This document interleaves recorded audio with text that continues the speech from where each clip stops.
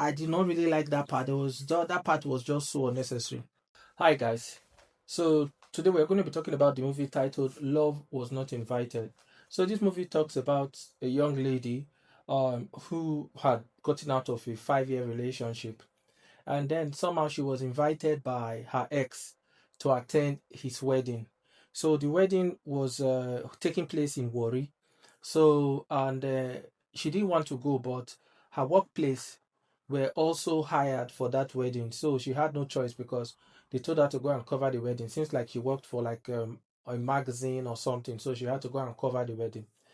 So while she was supposed to take her flight, but she somehow missed her flight, and then she wanted to use road transport. So there's this other guy who was also going to attend that same wedding. So something happened to his car, and then he had to also use a public transport. So this guy comes across this girl at the bus station when they were trying to book the ticket. So he was in the queue, and then he left to make a phone call, and this guy came, and then he was arguing with the girl that she was taking the spot.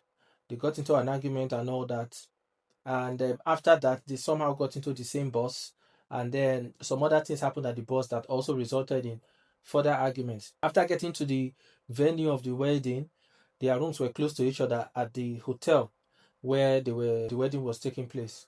So this girl, even though she had moved on, she and her ex, they still had like some unresolved issue that her ex felt they needed to resolve. And it turns out that this other guy is also the ex of the girl that that guy is getting married to. So two exes coming to the wedding of their ex. So they were like in like this location, something like a hotel or something where the wedding was going to take place and everything.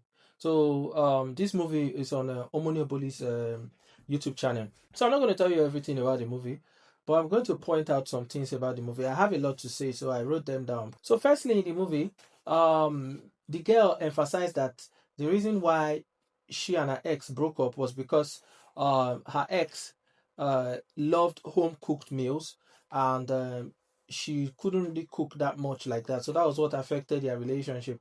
And the ex also stated that part of the reason why he fell in love with this new girl is that she loves cooking, and the girl also said that he loves eating her cooked meals. He doesn't like cooked meals from outside at all. So basically, like when I've been talking about Nollywood movies, I told you that there's a trend going on that most of the Nollywood movies are produced by females, and they are trying to um, impact their own feminism into their movies. So basically, that relationship didn't work, and then she met this other guy who doesn't care if you can cook or not. I understand that, but in the normal African society, most men want to get married to a woman that can cook, that can take care of them, that can take care of the family. She can have a career, but at least she can cook. Now, this movie is making you feel like even if you don't know how to cook, it's fine. Well, I'm not going to say much about that. Another thing I want to point out is the elevator scene. So there was an elevator scene in this movie where this guy was about getting into an elevator. There were only three people in that elevator, and then this girl told him that, oh, sorry, the elevator is already full, and that the guy should take the stairs or something. And the guy just politely smiled and didn't use the elevator. I don't think that's realistic, because a normal Nigerian guy, he will get pissed off if you do that, and he will still get into the elevator. He doesn't care. That's what 99% of most normal Nigerian guys, after coming from a stressful trip, and then he's going to his room, he wants to take an elevator, and you are telling him that he cannot get into an elevator that can take maybe up to 9 or 10 people when there are only three ladies in, and you are saying that it's just ladies and that. I think that was not realistic. I'm beginning to feel like Omoni Oboli's movies. I'm not really. I think they are downgrading, because she used to produce better movies before. Honestly, no offense. So the next thing is that the video quality of the movie was not really that good. I don't know the kind of camera they use, but I think she has produced better movie with better video quality. The video quality of the movie was bad.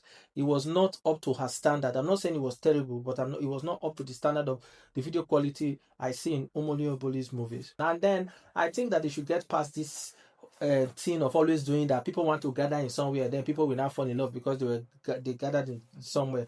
That thing is so outdated. Another thing I want to talk about is that the story was predictable. It was too predictable.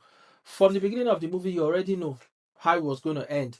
that she was going to fall in love with that guy, that you already know, you know that many things are going to happen, but you already know that that's how it was going to end. There was no surprises in the story at all.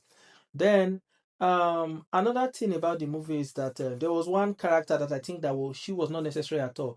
If it's I think the girl Rookie, her sister, that's the girl that was getting married, whether her sister or her friend, she was not necessary at all. She was not even supposed to be in that movie, and then she was just so annoying. Her character was so annoying. Not her, I don't know her in particular, but her character was so annoying, and she was not even supposed to be in that movie. Another part I want to say is that there was a part of the movie where they met a couple who also attended the wedding, and then they somehow wasted so much time in that scene. I don't even understand. I didn't even find it funny. This is not what we want to be seeing. If you write a very interesting story, you don't need to waste time in a scene. What are you acting one scene for so long for? The man and his wife to be, they both invited their ex to the wedding. So how come it's the woman, the bride to be, that is angry with the man about his ex? Although she was talking about what he wrote in the letter, but he really had nothing to do with this lady. Even if he didn't tell you, but I don't think she was supposed to be so pissed off, considering the fact that she also invited her ex to the wedding. Another thing is that there was one scene where the main character, the girl, I don't know her name, her friends somehow met her in a party, and they said it was coincidence. So that part was so quack. That part did not make any sense at all. I did not really like that part. That part was just so unnecessary.